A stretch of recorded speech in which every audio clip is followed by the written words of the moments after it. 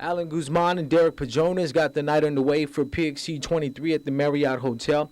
Guzman and Petronas went the distance in the first amateur bout of the night, showing their hands in the third round after both fighters played the clinch game for the first 2 rounds.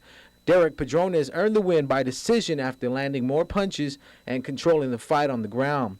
Peter Soares and John Bora met up in the only heavyweight fight of the night. Both fighters came out throwing some leg kicks. Soares with a nice takedown in the exchange. After a reversal, Soares was able to regain control and take the back of Bora and secure the rear naked choke, forcing John Soares to tap in the first round.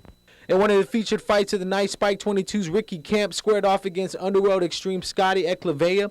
Camp showed good takedown defense as Eklavya worked hard for the takedown. Ricky landed some knees from the clinch and got the takedown working from side control. The first round went to Ricky Camp with the big finish. The second round started back up top with Ricky using his boxing background to work his way inside. After the bell, Ricky Camp went to his corner, winning the first 2 rounds convincingly. With the third round getting underway, Scotty had to pull off something for the win, either a knockout or submission. Camp threw a soft forward leg kick and got sucked in when Eklavya went for the takedown, getting his back as they went to the ground. Scotty Eklavya got the win by submission, pulling off the rear naked choke. Chad Shoaling looked very impressive in his fight against Arroyo Fonseca. Shoaling, coming off a loss, showed that he trained hard for the fight and brushed up on his ground game, dominating the fight once he got out of a guillotine attempt. Chad worked the cage and eventually got the mount, raining down with some punches. The fight was called by referee stoppage. Ricky Gomez and John Haysoos gave fans a fight. Gomez letting his hands go in his debut, trying to finish the fight early. John Haysoos weathered the storm and tried to sink in the rear naked choke. Nice execution by Haysoos, but Gomez was able to fight it off and survive the round. After an exchange and quick clinch, Gomez claimed to have injured his shoulder and tapped, losing the fight by verbal submission. Underworld Extreme's McLean Alfred went to work on Eric Regis. Regis started off the round by landing from up top, looking calm, picking his shots. McLean covered up as Regis threw and shot in for the takedown. Eric tried to throw Alfred off and stand back up, but Alfred quickly went in for the submission and pulled off the win via rear naked choke.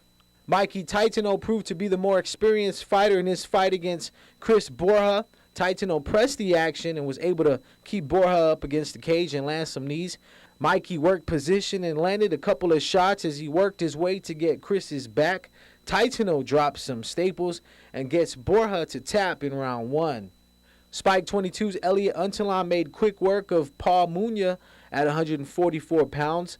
Untalan used his reach to soften Munya up and work his way inside. Elliot landed a solid right that slipped in and rocked Munya. Once the fight went to the ground, Elliot Untalan rained down with some shots, forcing the referee to call a stop to the fight in the first round. In the main event fight of PXC 23, Spike 22's Kyle Aguon and Underworld Extreme's Trevin Jones went to work for a chance to secure the #1 contender spot in the 140-pound weight division. Both fighters kept the fire on their feet, with Aguon showing some good takedown defense, working from the clinch. Kyle worked the jab to keep Trevin guessing and keep the distance. Jones attempted several takedowns and wasn't successful until the second round when Kyle threw a leg kick and left himself open.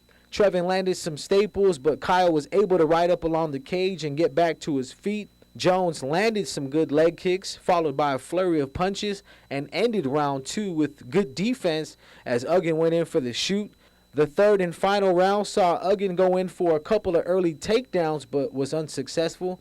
Trevin Jones secured the win late in the third with another takedown, earning the #1 contender spot in the 140-pound division, putting him in the spotlight for a title shot.